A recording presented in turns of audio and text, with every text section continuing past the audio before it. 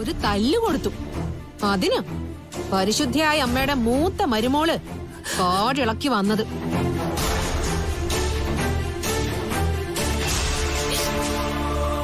നിന്നെ ഞാൻ ഏട്ടത്തിന്ന് വിളിക്കില്ലടി.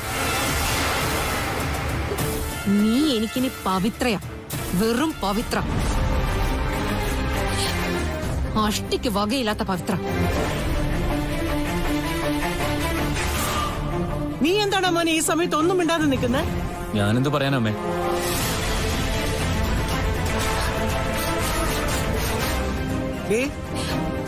എന്റെ മോനിപ്പോ ഡോക്ടറിനെ മാത്രമല്ല, ഒരു ഭർത്താവ്. ചീപ്പ് സംസാരം ഒന്ന് നിർത്തി വിജിതേ. എനിക്കും അത്രേ പറയാനുള്ളൂ. ഉണ്ണിയേട്ടനും അവളും ഈ ചീപ്പ് ഏർപ്പാട് നിർത്തണം.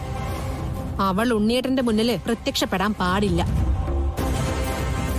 ഇനി അബദ്ധവശാ കൺമുന്നി വന്ന് പെട്ടാ കണ്ണും പൂട്ടി പൊയ്ക്കോണം. അല്ലെങ്കിൽ ഇതായിരിക്കില്ല നടക്കുന്നത്. അവളുടെ മുഖം ഞാൻ ഭിത്തിയിൽ വെച്ച് ഒരയ്ക്കും, വികൃതമാക്കും. അതേ പിന്നെ ഉണ്ണിയേട്ടന് കാണാൻ പറ്റും.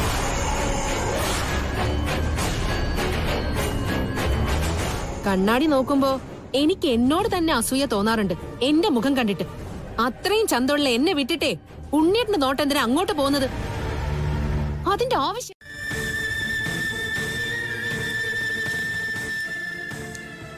ഞാൻ എല്ലാ ദിവസവും അമ്പലത്തിൽ പോകാറുണ്ട്. അതുകൊണ്ടായിരിക്കും താൻ അങ്ങോട്ടുള്ള വരവ് നിർത്തിയത്. അല്ല, ഇടയ്ക്ക് കണ്ടില്ല, അതുകൊണ്ട് ചോദിച്ചതാ. ഇതൊക്കെ അറിഞ്ഞിട്ട് തനിക്ക് എന്ത് വേണം? ആൾക്കാരെ കൊണ്ട് പറയിക്കാനാണോ എന്റെ പിന്നാലെ ഇങ്ങനെ കൂടിയിരിക്കുന്നത്? നല്ല ദേഷ്യത്തിലാണല്ലോ. വീട്ടിൽ ആരോടെങ്കിലുള്ള ദേഷ്യം എന്നോട് തീർക്കണം. നിങ്ങൾ നല്ല ആളാണെന്ന് ഒരുപാട് പേര് പറയുന്നുണ്ട്. ഇതാണോ നിങ്ങളുടെ നന്മ? ഒരാളെ ഇഷ്ടമല്ല, ശല്യം ചെയ്യരുതെന്നൊക്കെ പറഞ്ഞ ആരെങ്കിലും പിന്നാലെ കൂടുവോ? എന്റെ ജീവിതത്തിൽ ഞാനങ്ങനെ പിന്നാലെ കൂടിയിട്ടുണ്ടെങ്കിൽ അത് കാർത്തൂന്റെ പിന്നാലെ കിട്ടും ഒന്നും.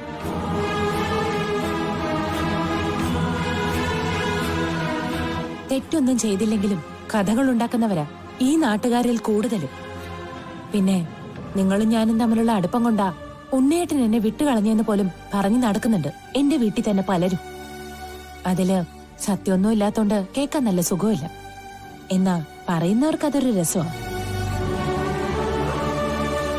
ഉണ്ണിയേട്ടനെ വേണ്ടാന്ന് പറഞ്ഞതും നിങ്ങളെ വേണ്ടാന്ന് പറയുന്നതും ഞാൻ തന്നെയാണ്. അത് വെറും പറച്ചിലല്ല, ആത്മാർത്ഥമായിട്ട് തന്നെയാ. അതുകൊണ്ട് ദയവ് ചെയ്ത് എന്നെ ശല്യം ചെയ്യും. എനിക്ക് തന്നെ ആ കുട്ടിയെ കിട്ടുമെന്നും എന്റെ മനസ്സിനോട് പറയുന്ന പോലെ. അതുകൊണ്ട് സാറിനല്ല, കാർത്തൂന് തന്നെയാ ഗുണം. അത് പെട്ടെന്ന് തിരിച്ചറിഞ്ഞാ നല്ലത്.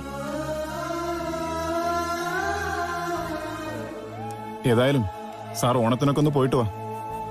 ഇത്തവണ കണ്ണൻ ജയിലിലായതുകൊണ്ട് ഇവിടെ പറയത്തക്ക ആഘോഷമൊന്നുമില്ല. ചിങ്ങമാസത്തിലെ തിരുവോണം കണ്ണന്റെ പിറന്നാൾ ദിവസം കൂടെ ആയതുകൊണ്ട് അന്നത്തെ ദിവസം വൈകുന്നേരം ഞങ്ങൾ മതിലകത്ത് ഒത്തുകൂടാറുണ്ട്. ഈ കൂട്ടുകാരും പറമ്പിലെ പണിക്കാരും ഒക്കെ. ആദ്യമായിട്ട് അതിനൊരു മാറ്റം വരുന്നത്. അതിന്റെ ഒരു വിഷമമുണ്ട് കാർത്തൂന്. നമ്മളൊക്കെ തിരിച്ചു കിട്ടണമെന്ന് പ്രാർത്ഥിക്കാം. കണ്ണൻ ഒന്നിച്ചുള്ള ജീവിതം മാത്രമാണ് കാർത്തൂന്റെ ലോകം. അതിനിടയിൽ ഒരു ദാമ്പത്യത്തെ പറ്റി ചിന്തിക്കാൻ പറ്റുന്നില്ല. അതുകൊണ്ടാ സാറിങ്ങനെ നിരന്തരം നിരാശനാവുന്നത്. അല്ലാതെ ഇപ്പൊ കാണിക്കുന്ന ഈ വെറുപ്പ് സാറിനോടുള്ള ഇഷ്ടക്കുറവായി കാണരുത്.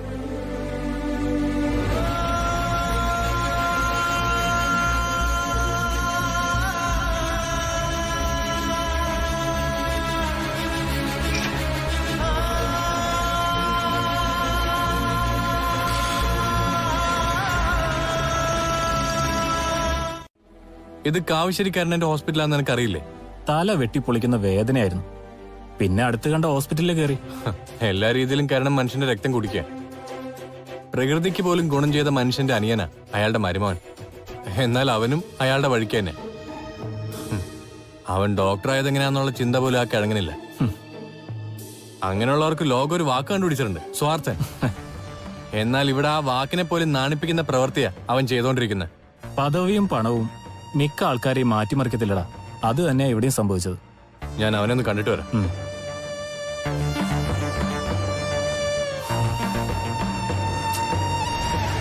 നന്നായിട്ട് നിനക്കറിയാം. എന്നിട്ട് ആ ഏട്ടനിപ്പോ ജയിലിൽ നിന്ന് പുറത്തു വരണമെന്ന് പോലും നിനക്കില്ല. താൻ സ്നേഹിക്കുന്ന കാർത്തു പോലും കണ്ണേട്ടനെ ചതിച്ചത് താനാണെന്ന് പറയുന്നുണ്ട്. കാർത്തു എന്തുവാണെങ്കിലും പറഞ്ഞോട്ടെ. എന്നാ നീ എങ്ങനെ പറഞ്ഞ ഈ ഹോസ്പിറ്റലിന്റെ അകത്തിട്ട് എന്നെ പല്ലിയാൻ കൊഴിക്കും, നിന്റെ സ്റ്റാഫുകളുടെയും പേഷ്യൻസിന്റെയും മുന്നിൽ വെച്ച്. തനി തങ്കം മുന്നിലുള്ളപ്പോ ക്ലാവ് പിടിച്ച് ഓട്ടുപാത്രം തേടി പോയവനാ നീ. എത്ര കാലം കഴിഞ്ഞാലും കരുണം വളർത്തിയ മോള് നിന്റെ ആയുസ് കുറയ്ക്കുള്ളൂ. അന്ന് നിനക്ക് മനസ്സിലാവും കുടുംബജീവിതത്തില് സ്വർണത്തിനും സ്വത്തിനും പണത്തിനൊന്നും ഒരു പ്രാധാന്യമില്ലെന്ന്. അതിന് കണക്കറിയാവുന്ന ആരെങ്കിലും കൊണ്ട് കൂട്ടുകയും കുറയ്ക്കുകയും ചെയ്തുകൂടായോ? നിങ്ങൾ ആ പണി ചെയ്തിട്ട് എന്തിനാ ഉള്ള പണവും കൂടി ഇല്ലാതാക്കുന്നത്? അങ്ങനെ കളിയാക്കാതിരി. എത്ര കണക്ക് തെറ്റിയാലും ഇങ്ങോട്ട് വരാനുള്ളത് കൂട്ടത്തേ ഉള്ളൂ, പറയത്തില്ല.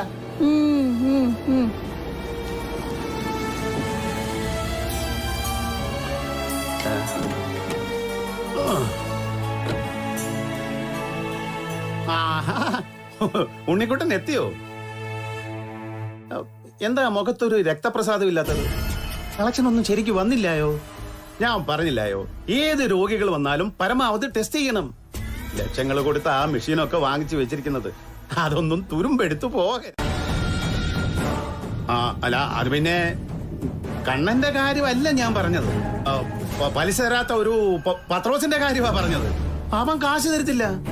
അത് ചോദിച്ചു തന്നാലോ മനുഷ്യനെ ആക്ഷേപിക്കുകയും ചെയ്യും.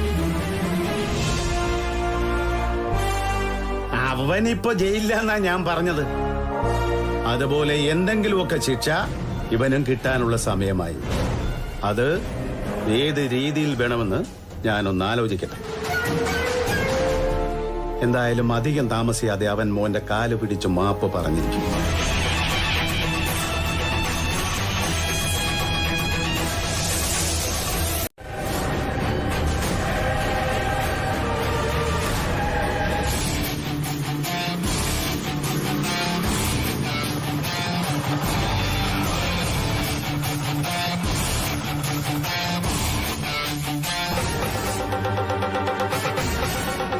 അന്യനാട്ടിൽ നിന്ന് വരുന്നവരെ ഇവിടെ കളപറിക്കാനും കൃഷി ഇറക്കാനും ഞങ്ങൾ സമ്മതിക്കില്ല.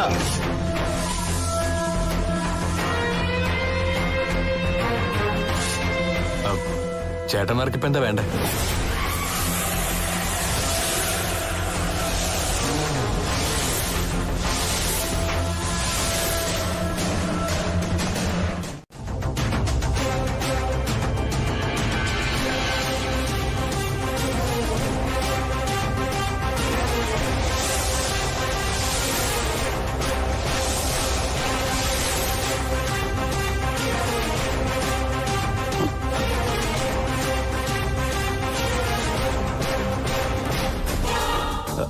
കൃഷി ഓഫീസർ എന്താ എന്നെ ഇങ്ങനെ നോക്കുന്നേ?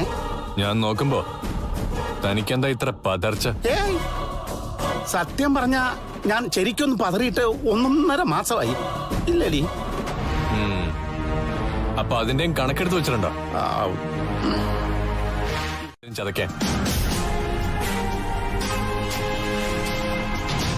വന്നവരെല്ലാം പോയിരിക്കുന്നത് തന്റെ ഹോസ്പിറ്റലിലോട്ട് തന്നെ ആയിരിക്കും. കൃഷി ഓഫീസർ ആയാൽ പിന്നെ അധ്വാനം കുറവാ. ഇന്ന് അതിലൊരു മാറ്റം വന്ന്. എനിക്കൊന്നും മനസ്സിലാകുന്നില്ല. ഭാര്യയുടെ മുന്നിലിട്ട് 2 പൊട്ടിച്ച ഇപ്പൊ പറഞ്ഞ താൻ മാറ്റി പറയും. കരുത്തുണ്ടെന്ന് കരുതി ആരുടെയും മിക്കറ്റ് കയറാൻ പോയിട്ടില്ല, അത് ശീലിച്ചിട്ടുമില്ല. എന്നാ ഇങ്ങോട്ട് വന്ന തിരിച്ചു തല്ലാനുള്ള ആരോഗ്യമുണ്ട്, മനസ്സും. ഗുണ്ടയാവുന്ന കൃഷി ഓഫീസർക്ക് എന്താ ഗുണ്ടയാകാൻ പറ്റിയല്ലേ? ചേച്ചി, എന്റെ 4-5 പിള്ളേരെയാ ഒറ്റയ്ക്ക് നിന്ന് അടിച്ചവൻ ആശുപത്രിയിലാക്കിയത്. നിന്റെ പിള്ളേരുടെ ദേഹത്ത് അവൻ കൈവെക്കാനുള്ള കാരണം എന്താ? ഉള്ളത് പറയാമല്ലോ ചേച്ചി. ആശുപത്രിയിൽ വെച്ച് നമ്മുടെ ഉണ്ണിയെ അവനൊന്നും മാന്താൻ നോക്കി. എനിക്കത് സഹിക്കുവോ? ഞാൻ പിള്ളേരെ വിട്ടു. അവരെയാ അവൻ നിലം തുടിക്കാതെ ഇരുത്തിയത്. അതുകൊണ്ട് സൂക്ഷിച്ചും കണ്ടും മതി അവനോട് കയറി മുട്ടാൻ. എന്റെ ചേച്ചി, എല്ലാം കഴിഞ്ഞ ശേഷം അവൻ നരസിംഹത്തിലെ മോഹൻലാൽ വരുന്ന പോലെ ഒരു വരവ് വന്നു എന്നെ വരട്ടാൻ. എന്നിട്ട് നീ വരണ്ടോ? ഞാൻ വരണ്ട പോലെ ഒന്ന് അഭിനയിച്ചു, അല്ലെങ്കിൽ അവൻ എന്നെ കൈവച്ചെന്നെ. പക്ഷേ നിന്നെ അവന് കൊടുക്കത്തില്ല എന്നൊന്നും ഞാൻ പറഞ്ഞിട്ടില്ല. അതുകൊണ്ട് ഞങ്ങളുടെ മെക്കിട്ട് കയറാൻ വരരുതെന്ന് അവനോടൊന്ന് പറഞ്ഞേക്കണം. എനിക്ക് അയാളുമായിട്ട് ഒരു ബന്ധവുമില്ല. പിന്നെ ആർക്കാടി ബന്ധം? നീ അവനോട് പറഞ്ഞിട്ട് എന്റെ ഉണ്ണിയെ തല്ലു വിളിക്കോടി.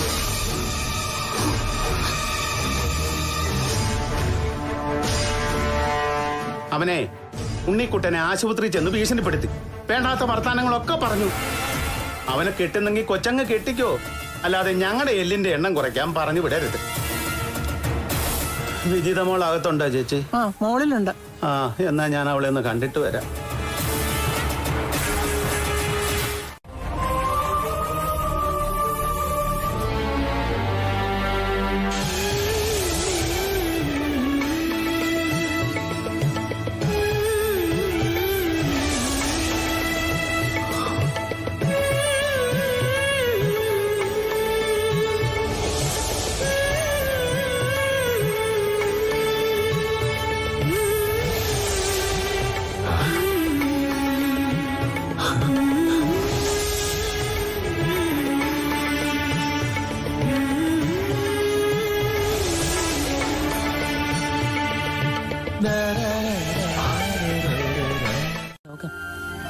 കണ്ണേട്ടനെ അച്ചടക്കത്തോടെ വളർത്തിയതുകൊണ്ട് എവിടെയും കയറി ചെന്ന് വഴക്കുണ്ടാക്കിയിട്ടില്ല. നിങ്ങളെന്താ ഒരു ഗുണ്ടയാണ്? ഗുണ്ടയോ? പിന്നെ എന്തിനാ നിങ്ങൾ വിജിതയുടെ വീട്ടിൽ പോയി ഗുണ്ടകളെ പോലെ പെരുമാറിയത്?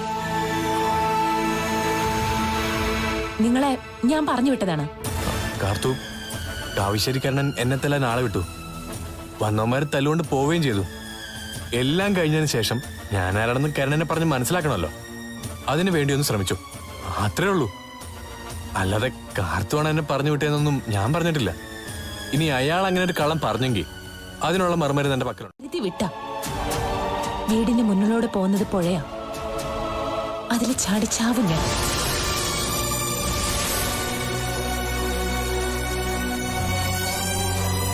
അതിനുള്ള കാരണക്കാരൻ നിങ്ങളാവരുത്.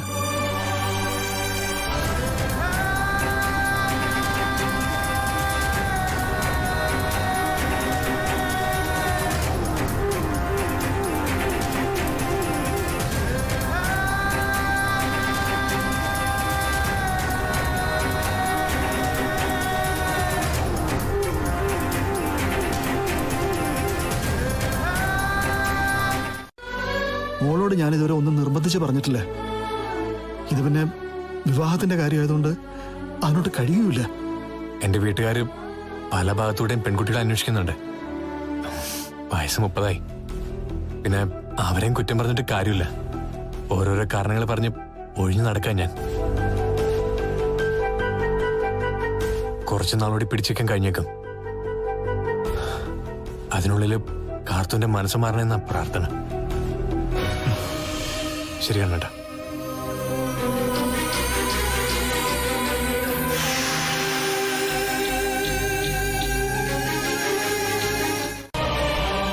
അയാളുടെ പേര് പറഞ്ഞ് വിജിതയുടെ അച്ഛൻ വീട്ടിൽ വന്ന് ഒരുപാട് ചൂടായി. ആ, അരുൺ സാറിനെ വിളിച്ചിരുന്നു. കാവശ്ശേരി കരുണന് ഗുണ്ടായുസുണ്ട്. എന്നാ ആളും തരവും നോക്കാതെയാ ഇത്തവണ അയാൾ ആൾക്കാരെ വിട്ടത്. അവിടെ കരുണൻ ഒന്ന് പാളിപ്പോയി. സത്യം പറഞ്ഞ അറിഞ്ഞപ്പോ അരുൺ സാറിന് പോയി കൈ കൊടുക്കാനാ തോന്നിയത്. അയാളെ ചില്ലറ പുള്ളിയൊന്നുമല്ല. അതുകൊണ്ടാ ഞാൻ മോളോട് പറഞ്ഞത് ബുദ്ധിമോശം കാണിക്കരുതെന്ന്. ഞാൻ എല്ലാരോടും ആയിട്ട് പറയാം, ഇനി എന്റെ മനസ്സിലെ താലികെട്ടും കല്യാണം ഒന്നുമില്ല. ഒരു ജീവിതവും ഒരു ജീവിതവും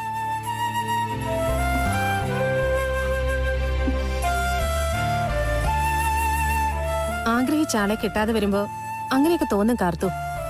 എന്നാ പിന്നീട് അതോർത്ത് ദുഃഖിക്കേണ്ടി വരും.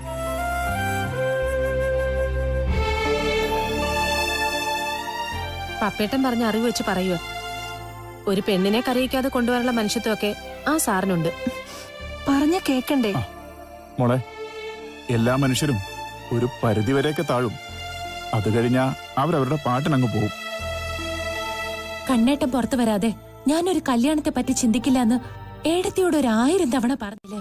കല്യാണത്തിന് വേണ്ടി എന്നെ ആരും നിർബന്ധിക്കരുത്. അത് പറയാനാ ഞങ്ങൾ ഇങ്ങോട്ട് വന്നത്.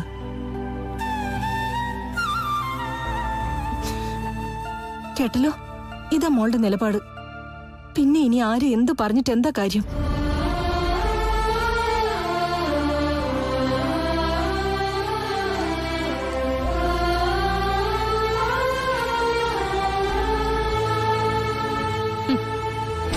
ഇതിനൊക്കെ അഹങ്കാരം എന്നാ പറയേണ്ടത്. ആ നരകത്തിൽ നിന്ന് പോയി രക്ഷപ്പെടുന്നതിന് പകരം വെറുതെ വാശി കാണിക്കുക. ആ സാരമില്ല, കുറച്ചുകൂടെ കഴിയുമ്പോ ഇങ്ങോട്ട് വന്ന് പറഞ്ഞോളൂ.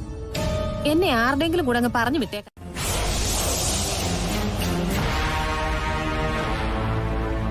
എന്താ ഡോക്ടർ ഒരു പരിങ്ങല്?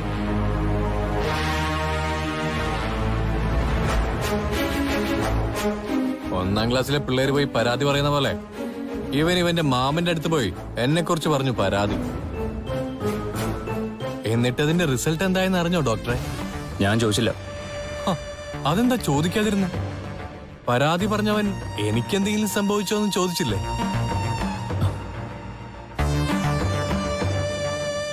അങ്ങനെ ചോദിക്കാതിരിക്കാൻ വഴിയില്ലല്ലോ. ഇവൻ ഇങ്ങോട്ട് വരുന്നതിന് മുമ്പ് നല്ലൊരു മർമാണിയെ കണ്ടിരുന്നു, ഒന്ന് തിരുമ്മിക്കാൻ പോയോണ്ട് കരുണൻ ഇപ്പോഴും മുട്ടുകാലിൽ എഴയുന്നില്ല. മറ്റാരെങ്കിലും ആയിരുന്നെങ്കിൽ അയാൾ ഈ ജന്മം എങ്ങനെയെങ്കിലും ഒടുങ്ങണേന്ന് പ്രാർത്ഥനയോടെ ഓരോ ദിവസം തള്ളി നീക്കിയാന്. വാടാ പോ. പോകുന്നതിന് മുമ്പ് അതും കൂടി അങ്ങ് പറഞ്ഞേക്കാം. ഞാനൊരു ഗുണ്ടയെന്നും പറഞ്ഞ് പാവപ്പെട്ടൊരു കൊച്ചിനെ നിന്റെ വീട്ടിലുള്ള ഒരു ശല്യം ചെയ്യുന്നുണ്ട്. അതങ്ങ് നിർത്താൻ പറഞ്ഞേക്കണം. പിന്നിലൂടെ വന്ന് തല്ലാൻ അറിയില്ല, മുന്നിലൂടെ വന്ന് ചെയ്യേണ്ടത് ചെയ്തിട്ടങ്ങ് പോകും. അതെടാ, ഞാനൊരു ഗുണ്ടയാ. അങ്ങനെ ആകേണ്ടവരുടെ അടുത്ത് മാത്രം.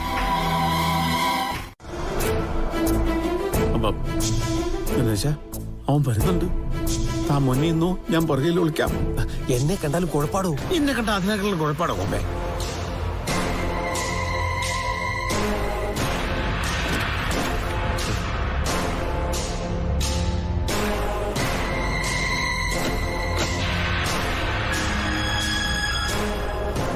കണ്ടെന്നാ തോന്നുന്നത്. കണ്ണോടോ?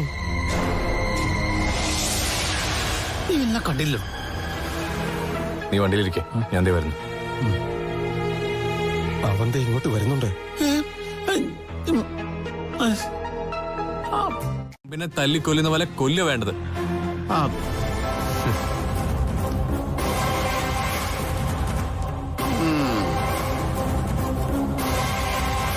ഇവനെ ഇങ്ങനെ കയറൂരി വിട്ടാ പറ്റത്തില്ല കരുണ. അതറിയാവുന്നോണ്ടല്ലോ തന്നെ ഏൽപ്പിച്ചത്. എന്നിട്ട് എന്തായി? വെട്ടിയിട്ട മുറി കൂടുന്ന സൈസാ. അവൻ കൈ തൂക്കി ഒന്ന് തന്നാലുണ്ടല്ലോ, തന്നതാ. പിന്നെ അവൻ പറഞ്ഞ പോലെ വളവാക്കേണ്ടി വരും.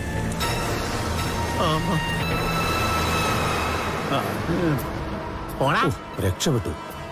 ഓ, ഭാഗ്യത്തിന് അറിയാവുന്ന ആരും കണ്ടില്ല. ഇനിയിപ്പോ KK ആശുപത്രിയുടെ മുതലാളിയുടെ തലയെടുപ്പോടെ നടക്കാം. വാടോ. വീടൊന്നും വൃത്തിയാക്കുന്നില്ലേടി? എല്ലാം അടിച്ചുവാരിയിട്ടു, തൊഴുത്തും വൃത്തിയാക്കി. മനസ്സ് വൃത്തിയാക്കിയോ? അത് നേരത്തെ വൃത്തിയാ. മറ്റുള്ളവർ വൃത്തികേടാക്കാൻ നോക്കിയാൽ പോലും മാറ്റൊന്നും വരില്ല. പരിശുദ്ധകളാ പരിശുദ്ധകള്. ഇതുപോലെയുള്ളവരെ ഇന്നത്തെ കാലത്ത് മഷിയിട്ട് നോക്കിയാൽ കാണാൻ പറ്റില്ല. നാളെ ഓണാണ്. ഈ ദിവസമെങ്കിലും കുറച്ച് മാന്യായിട്ട് സംസാരിച്ചൂടെ അമ്മേ? അത് മാത്രല്ലല്ലോ, നാളെ കണ്ണേട്ടന്റെ പിറന്നാൾ കൂടിയല്ലേ? പിറന്നാൾ സദ്യ, ഓണസദ്യയൊക്കെ ജയിലിലും കിട്ടും. അപ്പൊ ഇവളോ? ഇവക്ക് എന്തെങ്കിലും കുഴപ്പമുണ്ടോ?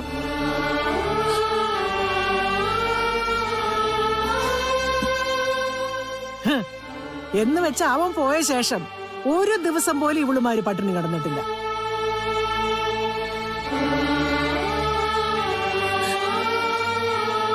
പിന്നെ ഓരോരുത്തർ ഓരോന്ന് ചോദിക്കുമ്പോഴേ കരയുന്നുണ്ട്. ആ സമയത്ത് ചുമന്നുള്ളിയുടെ മണവും ഉണ്ട്. ഉള്ളി കണ്ണിൽ വാരി തേച്ചിട്ടാ കരച്ചില്. അമ്മ അമ്മയുടെ സ്വഭാവം പറയുന്നേ. മിണ്ടരുത്. കെട്ടിയവനെ ജയിലിൽ പറഞ്ഞു വിട്ടിട്ട് നീ മിണ്ടരുത്.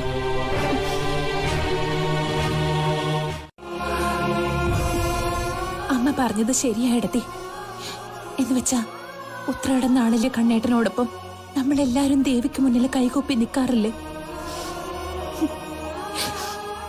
എനിക്കൊന്ന് കണ്ണേട്ടനെ കാണണം. നമുക്ക് അങ്ങോട്ട് പോവാം മോളെ. കുറ്റം ചെയ്താലേ ജയിലിനകത്തോട്ട് പോകാൻ പറ്റൂ. അല്ലെങ്കിലും ഇവിടെ താമസിക്കുന്നതിനേക്കാൾ നല്ലതാ അവിടെ കണ്ണേട്ടനൊപ്പം കഴിയുന്നത്.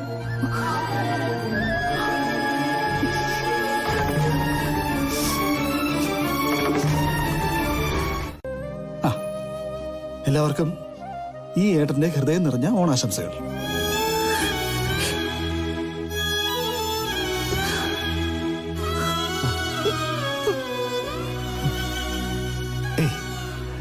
കരയല്ലേ? ശരി കണ്ണേട്ടാ. വെച്ചോ.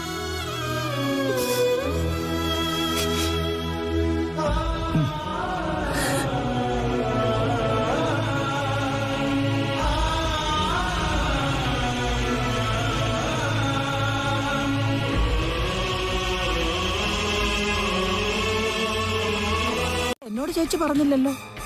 ഇതെങ്ങാനും പറഞ്ഞു നടക്കാൻ കൊള്ളാവൂടി. എന്റെ മോനും മരുമോനും ഒക്കെ ഞാൻ നടുപുറം നോക്കി കൊടുത്തിട്ടുണ്ട്. ഇവളുടെ മുന്നിൽ മാത്രം മുട്ടുമടക്കേണ്ടി വന്നടി.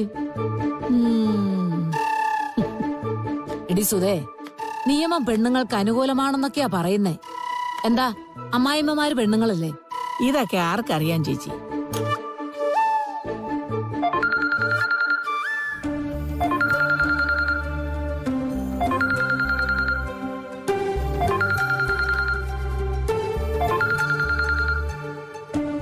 അയ്യോ വിജിത മോളോ? ആ എടുക്ക, സംസാരിക്ക്. മോളെ അതൊക്കെ രാവിലെ തീരുമാനിക്കാം. ആഹാ മോളെ, രാവിലെ നിന്റെ അമ്മ തീരുമാനിക്കും, അതനുസരിച്ച് ഞാനും തീരുമാനിക്കാം. രണ്ടെണ്ണത്തിനെ ഇവിടുന്ന് കെട്ടിക്കണം വല്യമ്മേ.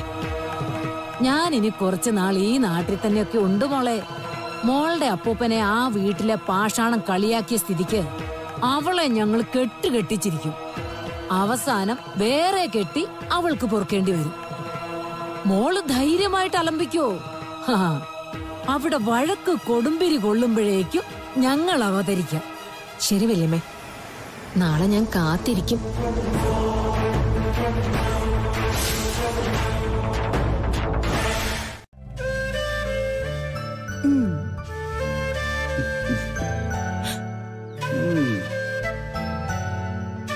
പെരുന്നാളുകാരൻ വരാത്തോണ്ടേ ദേവിക്കൊരു പരിഭവം ഉണ്ടായിരുന്നു. അത് ശരിയാ. എന്ത് ശരിയായിരുന്നു? ഇനി ഭാര്യ എനിക്ക് വേണ്ടി മോള് പ്രാർത്ഥിക്കുമെന്ന് എനിക്കും അറിയാം, ദേവിക്കും. കണ്ണേട്ടന്റെ പിറന്നാൾ ഈ ദിവസം ആയതുകൊണ്ട് എല്ലാവരും ഓർത്തിരിക്കും. അതെ, മഹാവിഷ്ണുവിന്റെ നാളാ. ആള് വാമന്ന. ഏയ്, എന്റെ കണ്ണേട്ട മഹാബലി തന്നെയാ. കള്ളവും ചതിയും ഇല്ലാത്ത രാജാവ്.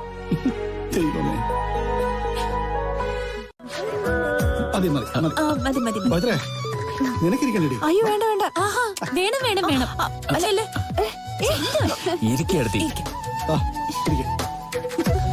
വേണ്ടാത്ത പണിക്ക് നിക്കോ? ഊഞ്ഞാലാടാൻ പറ്റിയ പ്രായം. ഊഞ്ഞാലാടാൻ അങ്ങനെ പ്രത്യേകിച്ച് പ്രായമല്ലോ. അതെ, ആട് പതുക്കെ. കണ്ണേട്ടാ ഒന്നും മേടിക്കാനില്ല.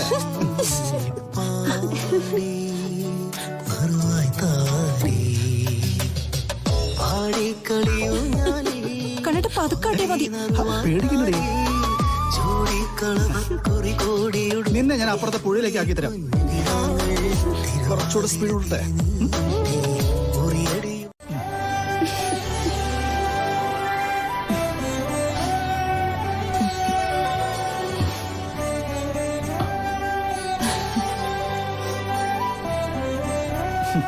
മോളെ, മോള് തന്നെ തമ്പി കഴിച്ചോ കേട്ടോ. പപ്പടം ഉടച്ചു തരണോ?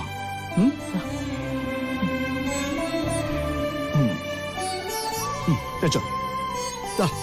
ഇനി അടുത്ത ആണ്ട് ഊഴം.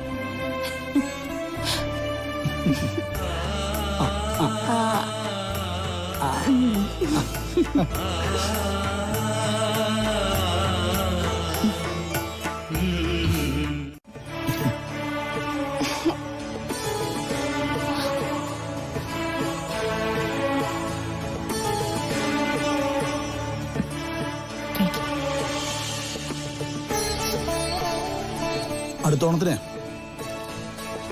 ഇതുപോലെ നിങ്ങൾ രണ്ടാളും അടുത്തടുത്തായിരിക്കും ഇരിക്കുന്നത്, ഭാര്യ ഭർത്താക്കന്മാരായിട്ട്.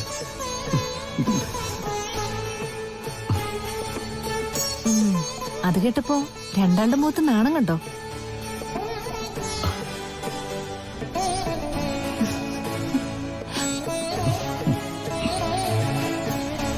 ആ പായസം എടുത്തോടി. ജന്മം നൽകിയവരെ കണ്ടിട്ടില്ല, എന്നാ ജീവിതം നൽകിയ ആള് ഇപ്പൊ ജയിലില്ല.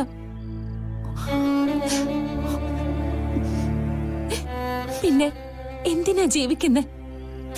ആർക്ക് വേണ്ടിയാ?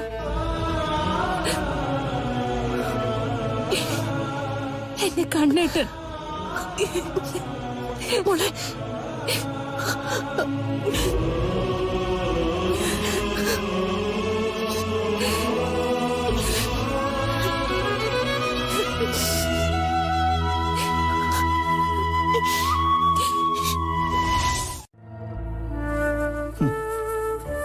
എന്നൊരു ഉറപ്പുമില്ല. അതിനുമുമ്പ് ഇവിടുത്തെ വാർഡന്മാർ തന്നെ എനിക്കെതിരെ എന്തെങ്കിലും കേസുണ്ടാക്കും. പുറത്തു കിടക്കുന്ന അനന്തരവനെ എന്റെ മാമന് പേടിയാ. ഞാൻ പിന്നിലൂടെ ആക്രമിക്കില്ല, എന്നാൽ അവസരം ഒത്തുവന്ന അയാളെ കൊല്ലാനും മടിക്കില്ലെന്നറിയാം. ഇവനൊക്കെ ഇതുപോലുള്ള ചതിയും വഞ്ചനയൊക്കെ കാണിച്ചിട്ട് ഈ ഭൂമി ഉള്ളിടത്തോളം കാലം ജീവിച്ചിരിക്കുന്ന വിചാരം. ആഗ്രഹങ്ങൾ ഒരുപാടുള്ളവനാ, നിരാശയും ദുഃഖമൊക്കെ കൂടുതൽ. അതുകൊണ്ട് എന്റെ ജയിൽവാസം ഉൾപ്പെടെ അങ്ങേർക്ക് കടങ്ങൾ ഒരുപാട് ബാക്കി വെച്ചിരിക്കുക ദൈവം. ഇതിനൊക്കെ മുതലും പലിശയും സഹിതം ഒടുക്കേണ്ടി വരും.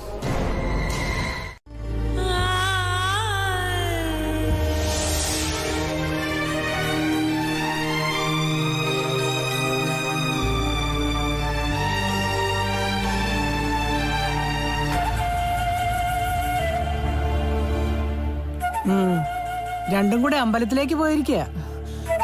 എന്റെ വീട്ടിൽ നിന്ന് ആൾക്കാർ വരുമെന്ന് അറിഞ്ഞിട്ട് മനഃപൂർവ്വം പോയതാ. തിരുവോണത്തിന്റെ അന്ന് അവർ അമ്പലത്തിൽ പോകാറുണ്ട്. തിരുവോണത്തിന്റെ അന്ന് മാത്രമല്ല മോനെ, തോന്നുമ്പോ അങ്ങ് പോവല്ലേ. ഇന്ന് സദ്യ ഒരുക്കണമെന്ന് അവളുമാർക്ക് അറിയത്തില്ലേ? ബ്രേക്ക്ഫാസ്റ്റ് മാത്രമേ ഉണ്ടാക്കിയിട്ടുള്ളൂ. പേരിനെല്ലാം അരിഞ്ഞു വെച്ചിട്ടുണ്ട്, അത്ര തന്നെ. അയ്യോ, ദേവിയെ മുഖം കാണിക്കാൻ പോയതാ. അങ്ങനെ ഒരു ചൈതന്യക്കുറവ് ദേവിക്കുണ്ടാകും.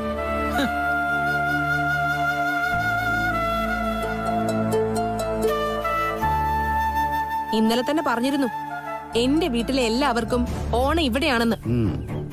അതറിഞ്ഞു വെച്ചോണ്ട് രാവിലെ പോയതല്ലേ. തിരുവോണായിട്ട് വഴക്കിനാണെങ്കി നീ അങ്ങനെയൊക്കെ പറഞ്ഞു വിജിതേ. എല്ലാം തയ്യാറാക്കി വെച്ചിട്ടാ ഞാൻ പോയത്. സദ്യക്കുള്ളതിന് കുറച്ചുകൂടെ ബാക്കിയുള്ളൂ. പിന്നെ പായസം ഉണ്ടാക്കണം. ഓ, പായസമാണെന്ന് പറഞ്ഞേ കഞ്ഞിക്കകത്ത് ശർക്കര ഇട്ടോണ്ട് വരരുത്. ഒരു കവറ്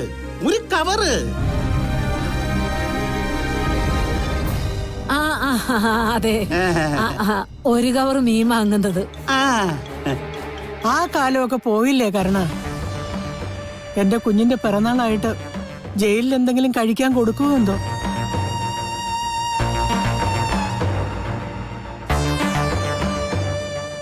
പുറത്തുനിന്നുള്ള ആഹാരം ഒന്നും ജയിലിനകത്തൊക്കെ കൊണ്ടുപോകാൻ സമ്മതിക്കില്ല. അല്ലെങ്കിൽ ഒരു പൊതിച്ചോറ് കൊണ്ട് കൊടുക്കായിരുന്നു. ഒന്നും വേണ്ട, അവിടെയെങ്കിലും കണ്ണേട്ടൻ മനസമാധാനത്തോടെ കഴിഞ്ഞോട്ടെ. എനിക്ക് ഓണക്കോടിയൊന്നും ഇല്ലേ ചെറിയച്ചാ? ആണോ ദേഷ്യമാണോ ഒന്ന് തിരിച്ചറിയാൻ പറ്റത്തില്ല. ഇപ്പോഴും അവളുമാരോട് സ്നേഹമുണ്ട്. നീ വെറുതെ അടുത്ത വഴക്കിനുള്ള കാരണം ഉണ്ടാക്കണ്ട. അത് തന്നെ മോമ്പാ. മോളെ, ആ കരട് രണ്ടും പുറത്തു പോകുന്നത് വരെ നിനക്ക് സ്വൈര്യം കിട്ടത്തില്ല. അടുത്ത ഓണത്തിന് ഞങ്ങൾ ഇവിടെ വരുമ്പോ ഇവളുമാരിവിടെ ഉണ്ടാവരുത്.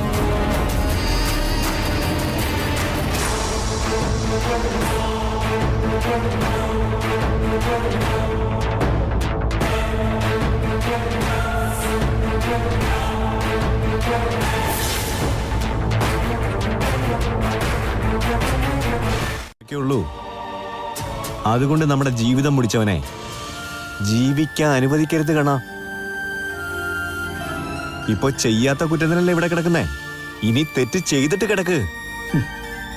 വേണ്ട ചേട്ടാ, അയാൾക്കുള്ളത് ദൈവം കൊടുത്തോളും. ഞാൻ ഇവിടുന്ന് ഇറങ്ങുന്നതിന് മുമ്പ് തന്നെ. ഇപ്പൊ ദൈവത്തിന് അതിനൊന്നും സമയമില്ല കണ്ണാ. കൊടുക്കേണ്ടത് നമ്മൾ തന്നെ കൊടുക്കണം.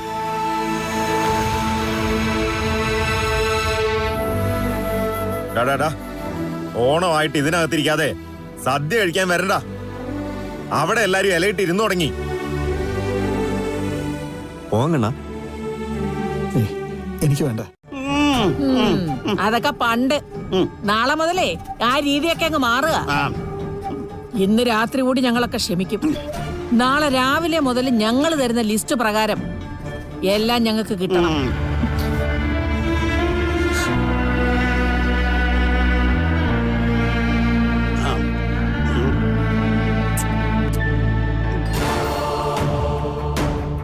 പച്ചടിക്ക് നല്ല മധുരം.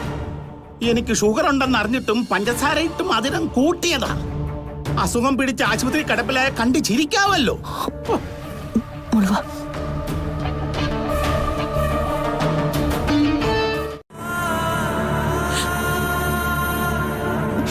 ഓണത്തിന് പോലും ഭക്ഷണത്തിന് മുന്നിലിരുന്ന് കരയേണ്ട ഗതികേടായിപ്പോയി.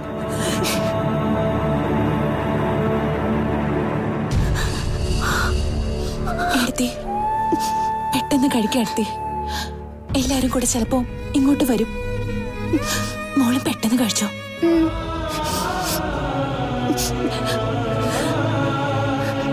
പെട്ടെന്ന് കഴിക്കും മോളെ.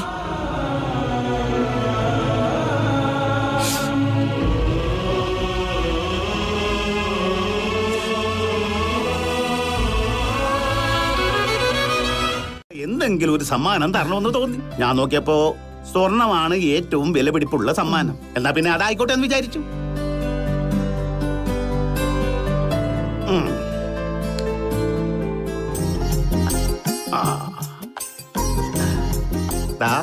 ചെയിനാണ്. ഇതെങ്ങനെ ഉണ്ട്? മാമൻ വാങ്ങിയതല്ലേ, മോശമാവില്ല. അതാണ് മാമൻ വാങ്ങുന്നതും പറയുന്നതും ഒന്നും മോശമാവില്ല. 4-4.5 പവനുണ്ട്. കല്യാണത്തിന് 10-15 പവന്റെ ഒരു മാല തന്നതല്ലേ, അതുകൊണ്ടാ ചെയിൻ ആയിക്കോട്ടെ എന്ന് കരുതിയത്. ഇഷ്ടപ്പെട്ടോ? നന്നായിട്ട്. എനിക്കൊന്നുമില്ലേ. നിനക്കെന്തിനാ മോളെ സ്വർണ്ണ? ഇനി ഒരു സ്വർണ്ണക്കട മുഴുവൻ നിന്റെ കയ്യിലുണ്ടല്ലോ. എങ്കിലും പെണ്ണുങ്ങൾക്കേ പൊന്നിനോടുള്ള കൊതി തീരൂല എന്ന് കരുതി പെങ്കൊച്ചങ്ങൾക്ക് ഇത്രയും സ്വർണ്ണക്കൊതി പാടുണ്ടോ?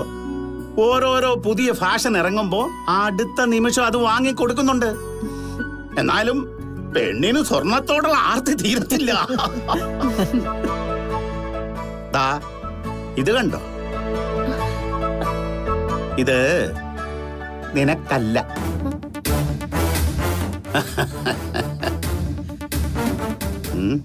ഇത് എന്റെ ചേച്ചിക്കുള്ളതാ. സ്വർണത്തിന് തീ വിലയുള്ള ഈ സമയത്ത് ആരെങ്കിലും ചെയ്യോടാ ഇങ്ങനെയൊക്കെ? കരുണൻ നിനക്ക് വേണ്ടി മരിക്കാൻ നിൽക്കുവാ. അതുകൊണ്ട് അതുപോലെ അവന്റെ മോളെ നീ ശ്രദ്ധിക്കണം. നിന്റെ കണ്ണ് നനഞ്ഞാലും അവളുടെ കണ്ണ് നനയിക്കരുത്. അടുക്കള ഭാഗത്തിരുന്ന് ഓണം ഉണ്ടവര് കൂടുതൽ സമയവും അവിടെ തന്നെ അങ്ങ് കഴിഞ്ഞാ മതി.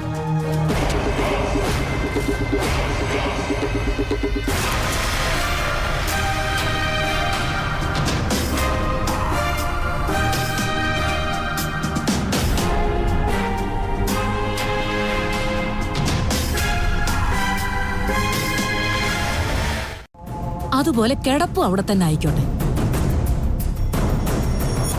ഈ വീട്ടിലെ മുറികളെ മോൾക്കും മോടെ ബന്ധുക്കൾക്കും വിശാലമായിട്ട് കിടക്കാനുള്ളതാ. ശരി വല്യമ്മേ, ഞാൻ രണ്ടിനെയും മുറിന്ന് ഇറക്കി വിടാം.